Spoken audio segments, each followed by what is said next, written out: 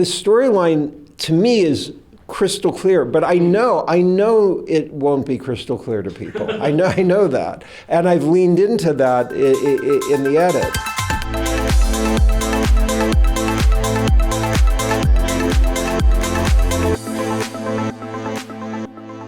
I got the script with an offer and a PDF file with various images, and it was apparent that Mr. K was influenced from things having to do with Kafka. I had read a fair amount of Kafka when I was 15, 16 years old. He was my favorite author until I read Dostoevsky, who then became my favorite. But Kafka I still love. He's fantastic. I like when films let audiences have an interpretation of something, that it's not dictated to the audience what's going on.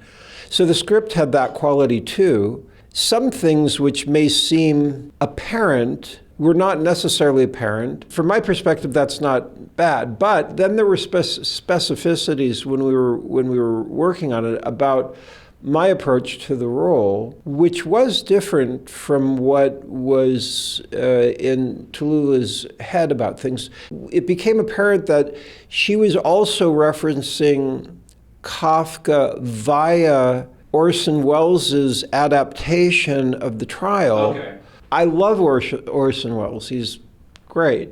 And whether it's one of my favorite films of his or one of my lesser favorite films of his, he's still interesting no matter what. Tallulah had that voice in her head a bit, and it ultimately didn't matter. It all came together.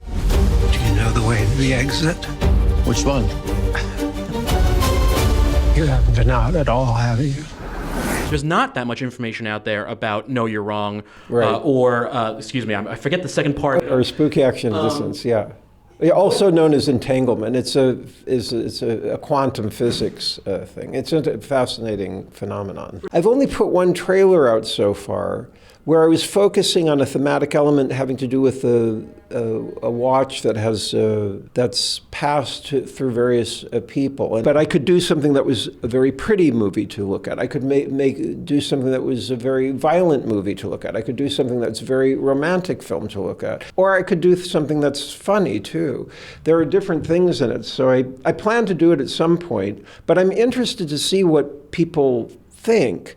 And I get informed as well by how people interpret it. I was pleased that we had the premiere at the Museum of Modern Art. It's not a comedy, but people were laughing. I wasn't expecting necessarily that people would be laughing out loud about it. I thought it might be an internal laugh, be amused by. I was also interested to see that there was quite a lot of comprehension. That was something it was hard for me to know. The storyline to me is crystal clear, but I know it won't be crystal clear to people. I know that, and I've leaned into that in the edit. I had an interview the other day, and I realized, I made a mistake in the interview.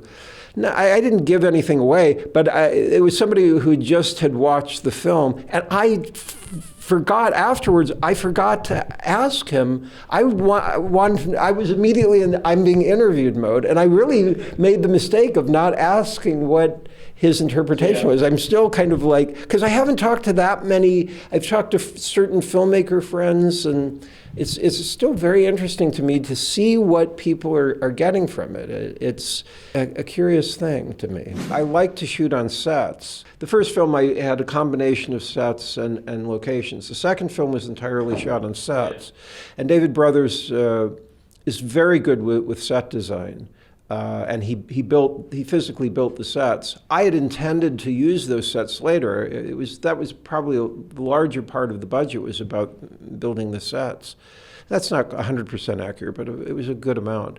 But then he lost the lease on the place, and they had to essentially be torn down immediately after shooting. And I realized I needed to own the property if I would continue shooting that way, so they couldn't get torn down. So I had these sets built for the new film. It took 2 years to build the sets. These are very extensive sets, 18,000 square feet of former horse stable farm buildings. I strategically both wrote the script and built the sets to I won't call them generic, but they are sets that I can reutilize for subsequent productions and maintain a high production value. I bought the property more than 20 years ago, and the culture shock that I've experienced is ongoing. It never stops. That's why the Franz Kafka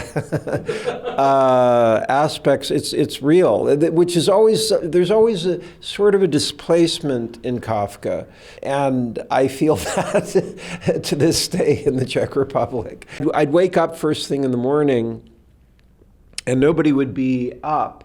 And it was fascinating to me because the structure, it was really well designed because it was exactly like how it would be when I'm alone. So you couldn't tell that anybody was there. I think there's 17 bedrooms, 11 bathrooms, and then there's some other buildings that people are able to stay in as well. So there are all kinds of people there, but it felt like I was completely alone. Well, thank you so much for your time. Thank you too. Always I appreciate it.